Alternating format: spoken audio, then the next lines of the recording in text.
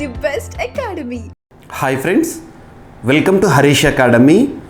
ఈరోజు వార్తలు నిలిచిన జాతీయ, అంతర్జాతీయ, రాష్ట్రీయ అంశాల గురించి, వార్తలు నిలిచిన వ్యక్తులు, అవార్డులు, పుస్తకాలు, మరి క్రీడా సంబంధిత సమాచారం, ఒక్కొక్క అంశాన్ని వివరంగా తెలుసుకుందాం. ఈరోజు మన ఫస్ట్ టాపిక్ వచ్చేసి బెయిల్ పిటిషన్ల పెండింగ్ వల్ల ప్రాథమిక హక్కుల ఉల్లంఘన జరుగుతుందని చెబుతున్న సుప్రీంకోర్టు. బెయిల్ పిటిషన్ల జాప్యం వల్ల లేదా పెండింగ్ వల్ల ప్రాథమిక హక్కులకు ఉల్లంఘన జరుగుతుంది. సో ఇక్కడ ప్రాథమిక హక్కులు అనే టాపిక్కి సంబంధించి బేసిక్స్ చూసి సుప్రీంకోర్టు ఏ విషయాల్లో చెప్తున్నారో చూద్దాము. సో ఇక్కడ అబ్జర్వ్ చేస్తే దేశంలోనే అత్యున్నత చట్టం మన రాజ్యాంగం. సో రాజ్యాంగంలోని 3వ భాగం ప్రాథమిక హక్కులు అనే టాపిక్ని డీల్ చేస్తుంది. మీరు అందరూ నేర్చుకుని ఉంటారు. సో ఇందులో ఆర్టికల్ 12 నుండి 35 ప్రాథమిక హక్కులు, ఒక్కొక్క ఆర్టికల్ చాలా ఇంపార్టెంట్. పోటీ పరీక్షలో ఫండమెంటల్ రైట్స్ నుండి క్వశ్చన్స్ లేకుండా క్వశ్చన్ పేపరే ఎక్స్పెక్ట్ చేయలేం మనం. అలాంటిది ఇందులో కొన్ని ఆర్టికల్స్, ఆర్టికల్ 19, ఆర్టికల్ 21, ఆర్టికల్ 22 ఇవన్నీ కూడా మీకు ఐడియా ఉండి ఉంటుంది. అందులో మెయిన్గా జీవించే హక్కు కానివ్వండి. సో ఇక్కడ అబ్జర్వ్ చేస్తే సో ఒక్కరోజు ఆలస్యమైన ప్రాథమిక హక్కులపై ప్రభావం పడుతుంది అని సుప్రీంకోర్టు చెప్తుంది. ఏ విషయంలో ఒక్కరోజు ఆలస్యము? బెయిల్ పిటిషన్ల జాప్యం వల్ల. సో బెయిల్ దరఖాస్తులపై విచారణను సంవత్సరాల తరబడి పెండింగ్లో పెట్టే సాంప్రదాయంపై సుప్రీంకోర్టు మండిపడింది. ఇటువంటి అంశాలపై నిర్ణయం తీసుకోవడంలో కనీసం ఒకరోజు ఆలస్యం జరిగిన ప్రజల ప్రాథమిక హక్కులపై ప్రతికూల ప్రభావం పడుతుందని చెప్తోంది. తన బెయిల్ దరఖాస్తును అలహాబాద్ హైకోర్టు గత ఏడాది ఆగస్టు నుంచి పెండింగ్లో పెట్టిందని ఓ వ్యక్తి సుప్రీంకోర్టును ఆశ్రయించారు. పదే పదే కేసును వాయిదా వేస్తున్నారని ఆరోపించారు. ఈ పిటిషన్పై విచారణ సందర్భంగా సుప్రీంకోర్టు నిన్నటి రోజున చేసిన వ్యాఖ్యలు. హైకోర్టులో తదుపరి విచారణ ఈ నెల 11కు వాయిదా పడిన విషయాన్ని తెలుసుకొని అదే రోజున విచారణ జరపాలని హైకోర్టు జడ్జిని సుప్రీంకోర్టు కోరింది. గుర్తుంచుకోండి. సో బెయిల్ జాప్యం జరిగితే ప్రాథమిక హక్కుల ఉల్లంఘన చేసినట్టే అని చెప్పి సుప్రీంకోర్టు చెప్తున్న అంశం. నెక్స్ట్, సో జనాభాకి సంబంధించి ప్రపంచంలోనే అత్యధిక జనాభా కలిగిన దేశంగా భారతదేశం ప్రస్తుతం ఉంది. 2054లో కూడా మనమే టాప్లో ఉంటామని చెప్పేసి ఐక్యరాజ్య సమితికి సంబంధించిన గణాంకాలు చెబుతున్న వాస్తవాలు. సో 2054 సంవత్సరం తర్వాత కూడా జనాభా పెరుగుదల ఉండి 2100 నాటికి జనాభా గరిష్ట స్థాయికి చేరే ప్రపంచ దేశాల సంఖ్య 126. ఈ జాబితాలోని కొన్ని దేశాలు Bharat, America, Pakistan, Nigeria, Indonesia. ప్రపంచ జనాభాలో 28% ఉన్న చైనా, జర్మనీ, జపాన్, రష్యా వంటి 63 దేశాల్లో 2024 నాటికే జనాభా గరిష్ట స్థాయికి చేరుకుంటుందట. ఐక్యరాజ్య సమితి రూపొందించిన నివేదిక ప్రకారం 2024లో ప్రపంచంలో జనాభా అధికంగా ఉన్న టాప్ 10 దేశాలు 2054 నాటికి టాప్ 10 దేశాల కోట్లు చూస్తే సో భారత్ 145.1 కోట్లు. సో ఇప్పుడు ప్రస్తుతము అదే కనుక మనం అబ్జర్వ్ చేస్తే 2054 వరకు 150 కోట్లకు చేరుతుందంట. సెకండ్ పొజిషన్లో చైనా ప్రస్తుతం ఉంది. చైనా జనాభా తగ్గబోతోంది. సో ఇక్కడ మీరు ఈ గణాంకాలు అబ్జర్వ్ చేయవచ్చు. సో ఐక్యరాజ్య సమితి సోర్స్ అనేది ఐక్యరాజ్య సమితిగా మనం భావించవచ్చు. And next population. So population related Bengaluru మొట్టమొదటి డిజిటల్ పాపులేషన్ క్లాక్ని ఇటీవల లాంచ్ చేసింది. Digital population clock. సో జననాలకి సంబంధించి ఒక అప్డేట్. సో ఎవరైనా బర్త్ కనుక మనకు కనబడింది అనుకోండి, ఇక్కడ సంఖ్య పెరుగుతుంది అలా. సో పాపులేషన్ ఆఫ్ ఇండియా అని చూపిస్తుంది, పాపులేషన్ కర్ణాటక, రెండింటి కూడా.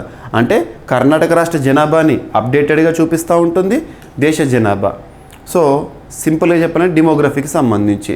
మరి ఎవరు లాంచ్ చేశారు దీన్ని అంటే institute for social economic change వారు దీన్ని కర్ణాటకలో లాంచ్ చేయడం జరిగింది. Population clock, digital clock. So మాండ్యూరో 4.0 ఇక్కడ world's highest enduro mountain biking race అనేది ప్రపంచంలోని అత్యంత పెద్దదైన, అతి పొడవైన, అతి చిన్న, మొట్టమొదటి ఇలాంటివన్నీ కూడా మనం ఏ టాపిక్స్గా డిస్కస్ చేస్తున్నాం? సూపర్లేటివ్ టాపిక్స్గా. సో ఇక్కడ ప్రపంచంలోనే అత్యంత ఎత్తైన ఎండ్యూరో అంటే రఫ్ టెరైన్ పైన జరిగే రేస్ అన్నట్టు, rough terrain. So enduro mountain biking race అనేది తవాంగ్లో స్టార్ట్ అయింది నిన్నటి రోజున.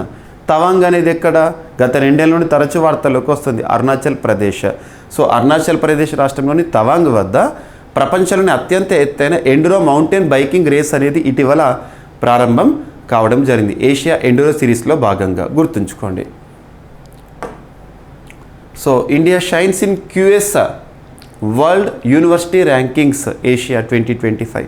సో క్వాకరెల్లి సైమన్స్ అని చెప్పేసి లండన్ కేంద్రంగా పనిచేస్తున్న క్యూఎస్ వారు విడుదల చేసే rankings. So QS world university ర్యాంకింగ్స్లో భారతదేశం నుండి 7 ఇన్స్టిట్యూషన్స్ టాప్ 100లో చోటు పొందినాయి అంట. సో అద్భుతమని చెప్పొచ్చు. సో ఇక్కడ అబ్జర్వ్ చేస్తే ఉదాహరణకు తీసుకుంటే Indian institute of technology Delhi లీడింగ్లో 44th పొజిషన్లో ఉంది మన భారతదేశం తరపున. అలా క్యూఎస్ వరల్డ్ యూనివర్సిటీ ర్యాంకింగ్స్లో లేదా ఇన్స్టిట్యూషన్ ర్యాంకింగ్స్లో భారతదేశం నుండి టాప్ 100లో చోటు పొందినవి 7, టాప్ 50లో 2. జస్ట్ ఈ పాయింట్ గుర్తుంచుకోండి సరిపోతుంది. వాడేసిన వంట నూనెతో బయోడీజిల్ తయారు చేసే అంశంపై పరిశోధన చేసి అమెరికా శాస్త్రవేత్తలు వార్తల్లోకి వచ్చారు. సో వాడిన వంట నూనెతో బయోడీజిల్ను తయారు చేసే సరికొత్త పద్ధతిని అమెరికాలోని కాలిఫోర్నియా యూనివర్సిటీకి చెందిన రసాయన శాస్త్రవేత్తలు అభివృద్ధి చేశారు. వృధా వంట నూనె, సోడియం టెట్రా మెథాక్సీ బోరేట్ కలిపి ఈ బయోడీజిల్ని తయారు చేశారు. కేవలం 40 డిగ్రీల ఉష్ణోగ్రతతో వేడి చేస్తే చాలని, నీటిని వేడి చేసే కంటే తక్కువ ఉష్ణోగ్రత సరిపోతుందని చెప్తున్నారు. సో బయోడీజిల్ ఉత్పత్తితో ఎవరు అని అడగచ్చు. సో ప్రపంచ పర్యాటనకి గమ్యస్థానం ఆంధ్రప్రదేశ్. నిన్నటి రోజున మనం చూసాము, నవంబర్ 9th రోజున పున్నమి ఘాట్ వద్ద సీప్లేన్ సర్వీసెస్ని ప్రారంభించారు ఆంధ్రప్రదేశ్ రాష్ట్ర ముఖ్యమంత్రి వర్యులు నారా చంద్రబాబు నాయుడు గారు. సో ఇక్కడ పర్యాటకానికి ఇంపార్టెంటే మరియు డెవలప్మెంట్లో కూడా చూడొచ్చు.